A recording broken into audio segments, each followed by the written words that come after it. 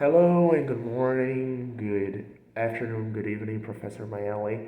I don't know when you will watch this video, but this is the video that I'm recording for the first assessment of our subject on translation, theory, and practice. I'd like to start out the video by talking a little bit about the text by James S. Holmes, The Name and Nature of Translation Studies. So I actually found on the course um, that image about his map of translation studies, but I felt the urge to consult the original material and to start my explanation and then talk about the topic that I chose. I'd like to talk a bit about Holmes' text. So he starts his article, we could consider it a short text. I mean, comparing to others that we have already read during our lives. He starts with a question, right? He's wondering, is translating or translation, the names are kind of interchangeable during the test? Is that field considered a science? And what is an adequate name for this field? Is it translating, translation? And he arrives at the conclusion that we could call it translating studies. A fun fact that I would like to point out is that he didn't actually consider literary studies a science. It kind of he seemed like very bitter toward it. I don't know. Maybe because the way he saw science is just that like sort of laboratory science, that kind of science that you experiment with, and maybe science with words is not considered science. So he also put the literary studies away. So I found that kind of funny. I would like to point that out. Um, so he separates the translation studies into pure, and this pure has a other branches. So with descriptive translation and theoretical translation studies, and there's also another branch of applied linguistics. So the branch of descriptive translation studies have product-oriented translation, have also function-oriented translation, as well as process-oriented translation. So just to go back to what I've said up until now, James S. Holmes thinks that translations, the field of the translation studies could be split into two areas, being those pure, and applied. So pure is will also have other divisions, and we will be calling them product-oriented, function-oriented, and process-oriented.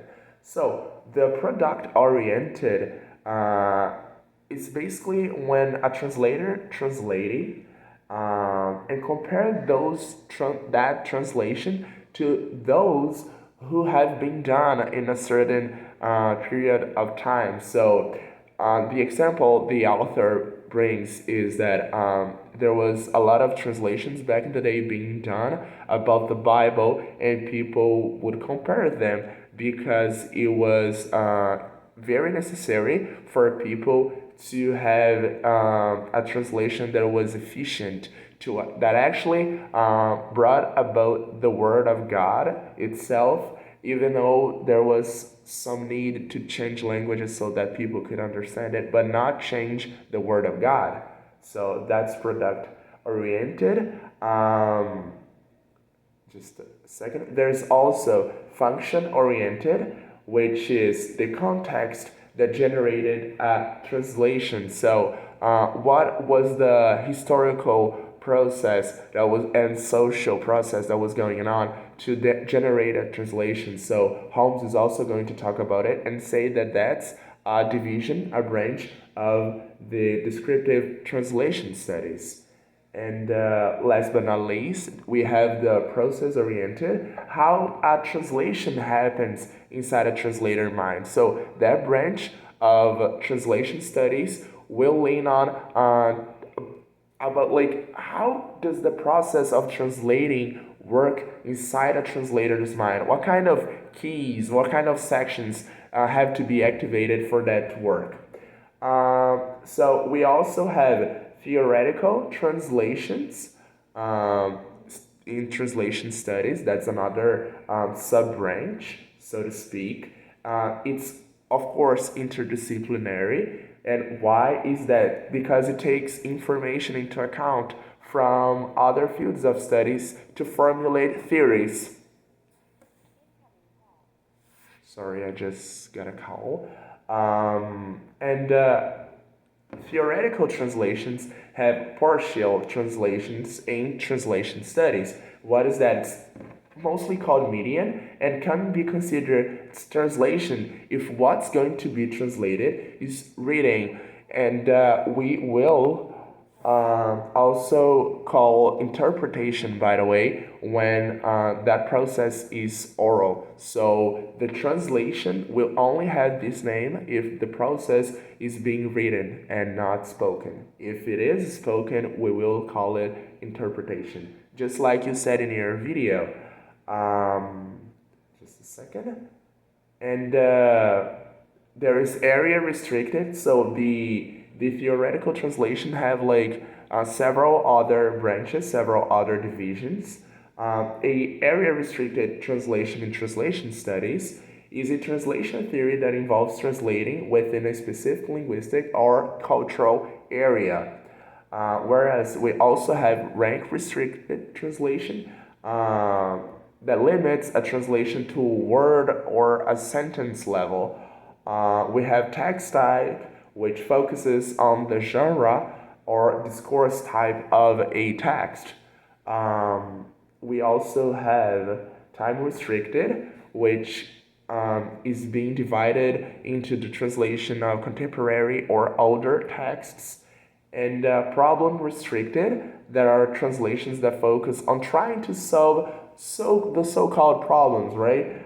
Such as translating metaphors or names or idiomatic expressions. So, for example, my name, Arthur actually, is British, right? If I'm not mistaken, it's of Welsh origin. So it has an English, an Anglophonic pronunciation, Arthur, but not every name works like that. So this name was pronounced like that originally, and here in Brazil, where we speak Portuguese, we will not say Arthur, but Arthur. But not every name works like that. For example, the name James will be translated as Tiago, so that would be considered a problem because it's not very obvious, very evident, so to speak. To translate a metaphor can be tricky because you have to do all sorts of accommodations for it to make sense, and an idiomatic expression will also fall into that category. So I actually recently watched a video of a UFC fighter that he said he was in Portuguese, right? He was pretending to be dead so that he could fuck the grave digger in the ass, which is a Brazilian Portuguese expression that we understand very well, but will not make sense at all if translated to English. And the translator just did it. I mean, that's a problem, right? He used an idiomatic expression, and she would have to quickly just find something that would make sense to go along with what he said.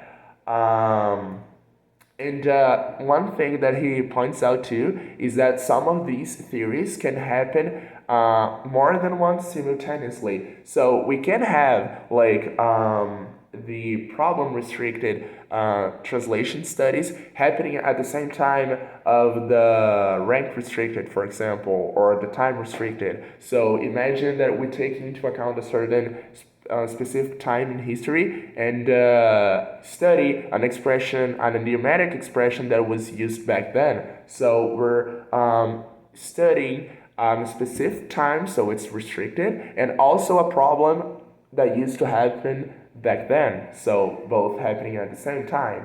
So another branch is that of the applied linguistics. We have four, and that's a difference that I found between the text and the image of Holmes' map that is on Ava. Holmes is still talking about him.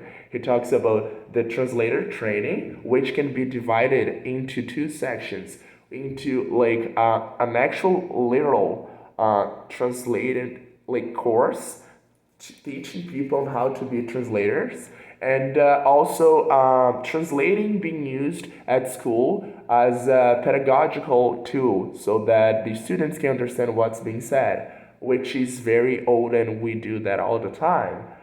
Translation policy that serves as a way to question the position of the translation in society, like what does a translator do? What social aspects should be taken into account for a translation to be built? There's a translation criticism as well in applied linguistics regarding translation studies, which is basically to evaluate somebody else's job, how did they perform in their translation, and the translation aids, which will take into account lexicographical and terminological and grammars. We're basically talking about the resources that translators use to help, to be helped, right? What will we use to make our job easier? And that's actually the branch that I chose. And to talk a little bit about that, I picked an article. The article is named ChatGPT versus Google Translate, Comparative Analysis of Translation Quality. And that's the name, the title of the article. It was written by Mohammed Agai, which is an Iranian researcher. So both resources, both the ChatGPT and Google Translate were used to translate the text Kabab-e-Gaz, or roasted goose. I could not help but remember, Professor, what you said in your video about your experience with a Persian person, a girl from Persia. This guy is from Iran, this researcher, and he like the tale that's being narrated and was used to test the level of quality of both tools was in the same language that the girl you mentioned spoke. So ChatGPT scored 56%, whereas Google Translator only scored 40%. But I mean, what was taken into account for him to arrive at this score? This score was obtained through the ruler, so to speak, of Sophian and Karagan's functional holistic model. So this model has a table in it that divides the punctuation of a translation into the following categories: accuracy, equivalence, translation skills, text, function, and grammar style. But they are not all equivalent. Accuracy is 30% of the grade. Equivalence makes up 25%. Translation skills 20%. Text function 15%. And grammar style 10%. All of them adding to 100%. So the author concludes that the article by saying that it is very important for us to have a person being a translator because there are some nuances that the artificial intelligence still cannot grasp, it still cannot understand at all. So the Chat GPT that is actually fairly younger than Google Translate scored higher points, but it was still like very low, 56 compared to 40. So he was trying to prove his point that the artificial intelligence can be a very useful tool, but regarding translation, that's still tricky because we're talking about language, and language is a living skill, right? It changes all the time while we're still alive, and the artificial intelligence is still not out there to be able to comprehend it. And something else that I would like to bring to my video is talk about Duolingo, which is an aid, I could say, that's used to translate. It's used primarily to teach, but it teaches through translation. So, for example, if I'm going to learn English and I speak Portuguese natively, which is our case, and I'm learning the word menino in English, it will give me boy and the translation. So it relies on translation a lot to aid the learner on